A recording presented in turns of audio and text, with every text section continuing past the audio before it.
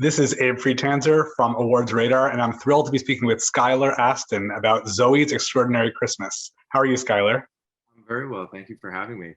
Of course, I'm excited to speak with you, but I'm also just happy we're having this conversation because Zoey is still around in some form.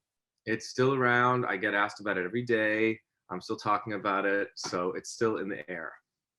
Wonderful. Yeah, it was really devastating, I think, when the second season, after it ended, especially for your character, that it was canceled. And so I'm very happy that we're coming back here. So can you take me through, what happened after the show was canceled to the point where this got greenlit?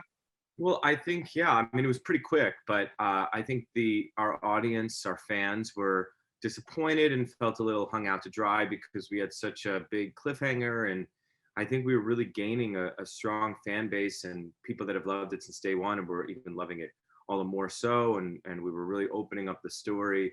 And we were surprised too, actually. We were, I won't say we were expecting a third season, but we were anticipating a third season.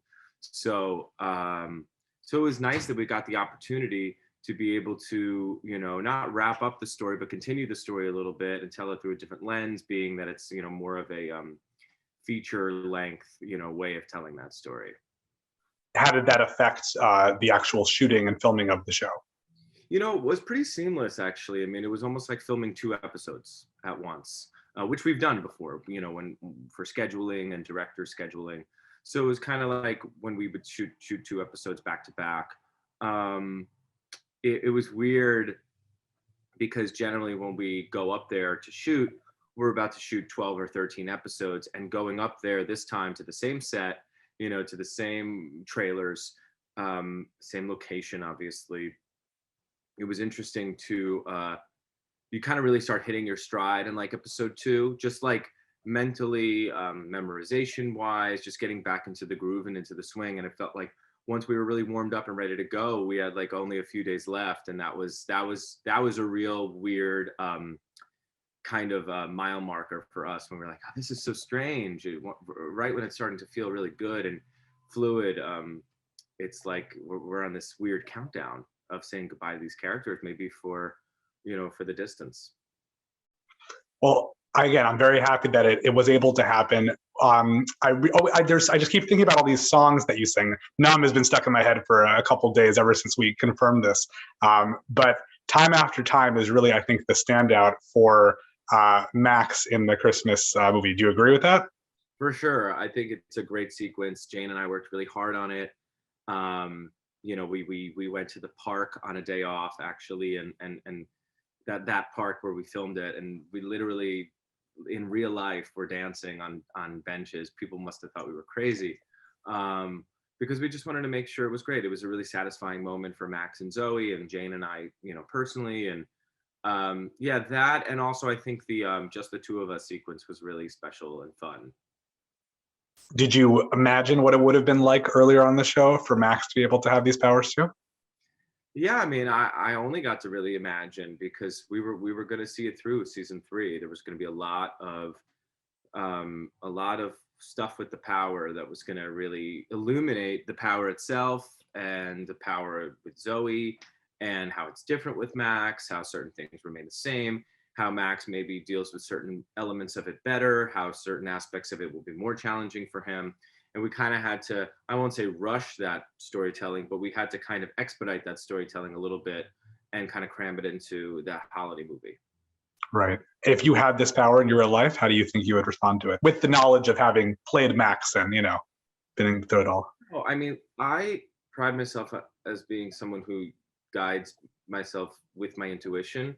But I think the thing that makes it special in my experience is that my intuition guides me based on intuition, not on fact. And I think that when you actually have the hard facts, it almost feels manipulative to guide someone or give someone advice, knowing full well what they're going through. So I actually prefer to remain a little bit in the dark so that, my intentions are really pure when it comes to helping others. I think that makes a lot of sense. And that's sort of one of the messages of this show, that if it was clear enough, then maybe they could accomplish a lot, but that's part of the adventure. And that's why we like watching it. Right. So I mentioned earlier about Numb. I really think that that is a fantastic, going back to the show a little, obviously, but that is really a fantastic, it's so short. I always thought it would be like a lot longer than that, but it's a little bit, and it just shows us so much about how you can not be seen or heard. Yeah, these songs always provided as like little windows into our psyche, and I always love a second verse. I love a bridge, but we managed to, when you're doing 6 songs an episode, there's only so much time you can spend on each one.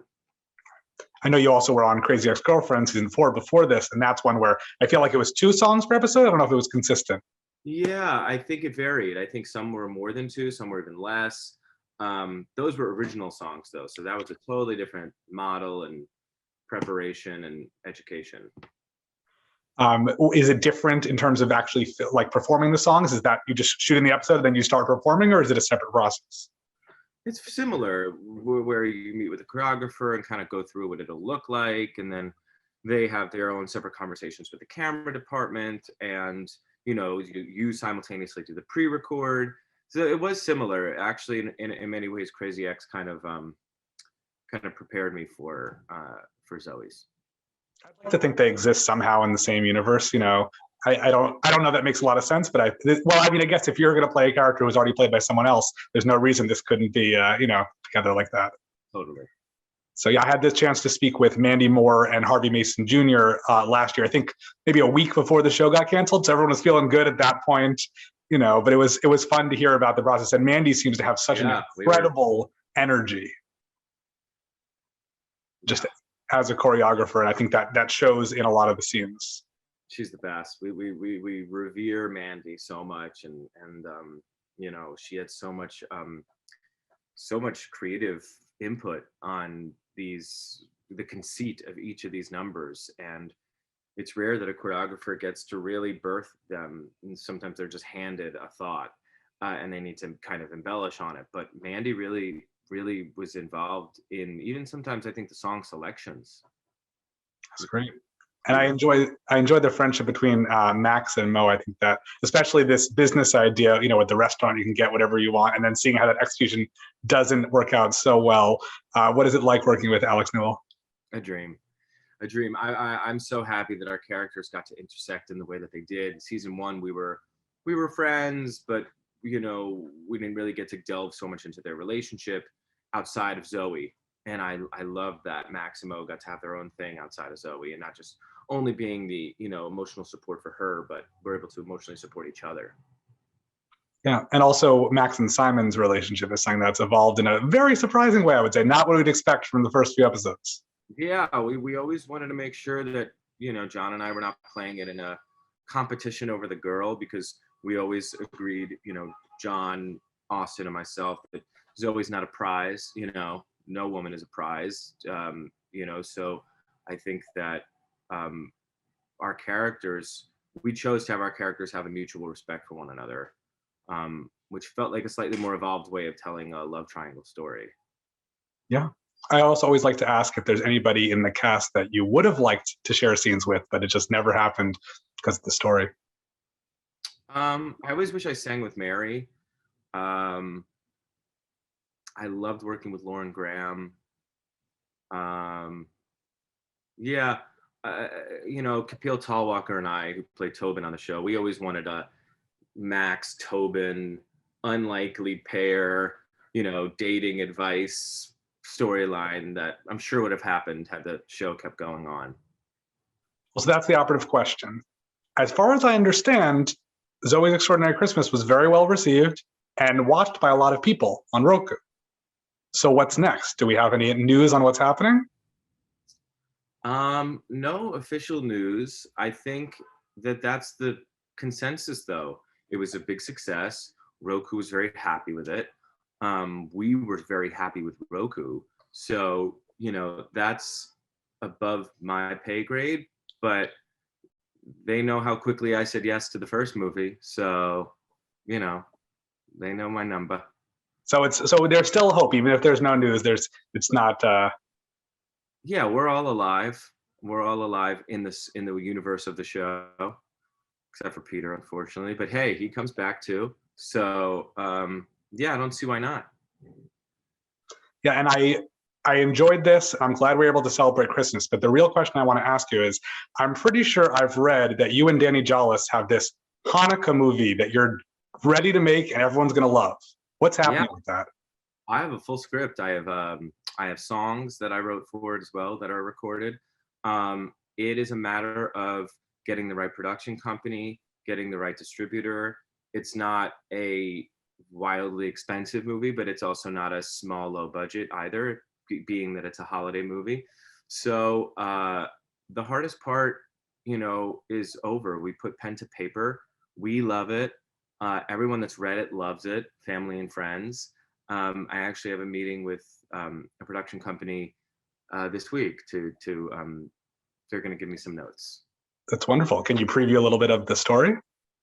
Yeah, it's kind of like the Santa Claus meets Elf with a Mel Brooks spin.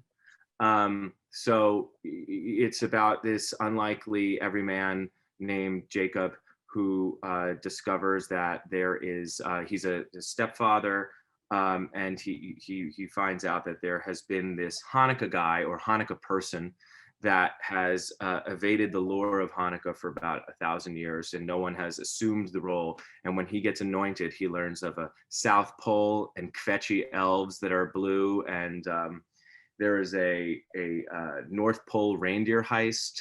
It's just a really wonderful adventure. There's not a lack of Christmas, but it also celebrates Hanukkah in its own unique way. That's really good to hear. I don't think we see that very often in really a substantial way. So that's Yeah. nice. And are you and Danny going to be in the film if it works out? Yeah, I would play Jacob.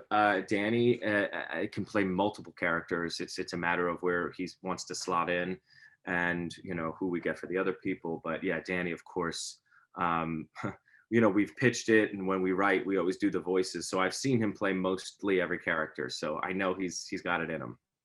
That's great. I had a class with Danny in college. I'm not sure if he'll remember me, but I saw him then and I saw him in Crazy Script. I was like, this guy's doing great stuff. So I'm very happy to see that his career has taken off like this and his comedy special. Yeah, he's just shot a special. So happy for him.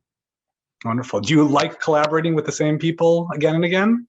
I do. I really do. I know Austin and I have talked about working together in the future, and yeah, I like building and harnessing relationships and managing them, and going further. I shot this show Graves years ago, and then that creator and I ended up selling a show to ABC years later, and I really believe in that. And Danny and I met on Crazy X, and now I'm officiating his wedding next month. So like these are, I like to hold on to the people that I care about. I know you also had an arc on a very established show, Grey's Anatomy, recently. What was that experience like? It was a dream. It's so dialed in over there, but it's still a very fun atmosphere. I love that it's shot in LA. I loved my co-star Camilla Luddington. She made it even more special. I liked the character I got to play. It was just really surreal to walk onto that set. And then, I remember when I read the script where I had a scene at the bar, I was like, I get to go to the bar. Like, this is the bar. These are iconic establishments within the world of the show. So it was a dream. It was really fun. And you have another show coming up called So Help Me Todd. Right. Can you tell us a little bit about that? Sure. Yeah. So Help Me Todd comes this fall on CBS. I play Todd, who's the black sheep of his family, a former private investigator who's lost his license due to some criminal activity. And he now is about to work for his high power attorney mother, played by Marcia Gay Harden. And they are constantly at odds. The banter is hilarious, but it's also true to the mother-son relationship and the stubbornness of two professionals. So it is technically a CBS drama, but it's really a dramedy. In fact, it's more of a comedy that gets to breathe a bit. That's great. And I'm sure people ask you about Zoey all the time. They also ask you about Pitch Perfect. Do you like having that sort of lifelong association? Of course. I have so much, to be grateful for that experience, and I owe so much to that experience. I just saw the director of the first film, Jason Moore, the other night.